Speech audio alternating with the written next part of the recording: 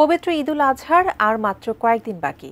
মুসলিম উম্মার অন্যতম বৃহৎ এই ধর্মীয় উৎসব প্রতি বছর হিজরি ক্যালেন্ডারের জিলহজ মাসের 10 তারিখ উদযাপিত হয়। চলতি বছরে ঈদুল আজহা কবে অনুষ্ঠিত হবে তা নিয়ে সম্ভাব্য তারিখ জানিয়েছে মধ্যপ্রাচ্য ও পাকিস্তান।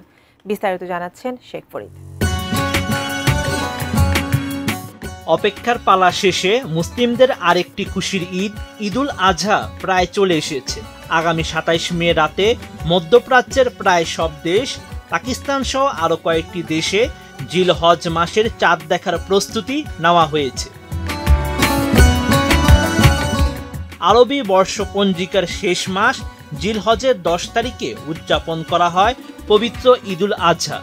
মধ্যপ্রাচ্যের আরব আমিরাত আর এশিয়ার মুসলিম সংখ্যাগরিষ্ঠ দেশ পাকিস্তান ঈদুল আজহার সম্ভাব্য তারিখ হিসেবে ভিন্ন ভিন্ন তারিখ উল্লেখ করেছে।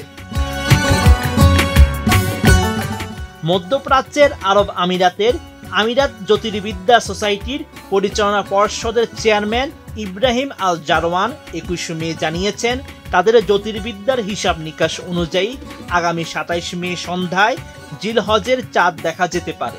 সেই হিসেবে ঈদুল আজহা হবে 6 জুন শুক্রবার। গ্লিটারের টুইন লেমন ও অ্যান্টিব্যাকটেরিয়াল ফর্মুলা বাসনকে চকচকে জীবাণুমুক্ত করে আমাদের দেয় গ্লিটার গ্যারান্টি। অপরদিকে পাকিস্তানের মহাকাশ উচ্চ বায়ুমণ্ডল গবেষণা কমিশন বা সুপারকো 22 মে জানিয়েছে, পাকিস্তানে 7 জুন ঈদ হওয়ার সম্ভাবনা বেশি। সুপারকো জানায়, বৈজ্ঞানিক বিশ্লেষণ, জ্যোতির্বিদ্যা সংক্রান্ত তথ্য এবং আধুনিক পর্যবেক্ষণ প্রযুক্তির ভিত্তিতে তারা এই সম্ভাব্য তারিখ জানিয়েছে। সংস্থাটি আরও জানায়, আগামী 27 মে পাকিস্তান সময় রাত 8টা 2 জিলহজের নতুন চাঁদের জন্ম হবে। ওই দিন পাকিস্তানে জিলকদের 29তম দিন থাকবে, কিন্তু ওই দিন সূর্যাস্তের সময় চাঁদটির বয়স থাকবে 11 ঘন্টা 34 মিনিট।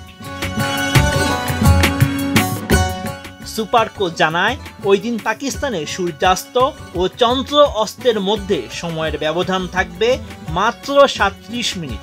এতে করে দেশটিতে চাঁদ দেখতে পাওয়ার সম্ভাবনা খুবই কম। এতে পাকিস্তানের জিলহজের 1 তারিখ হবে 29 মে।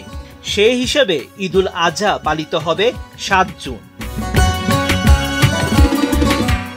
এদিকে আরব আমিরাতে যেদিন ঈদুল আজহা উদযাপন হবে, একই দিন সৌদির মানুষও ঈদ পালন করবেন। সৌদি আরব ও আমিরাতে যদি 6 জুন ঈদ হয়, তাহলে বাংলাদেশে 7 জুন ঈদ হওয়ার সম্ভাবনা সবচেয়ে বেশি থাকবে। Sheikh Farid, ATN news.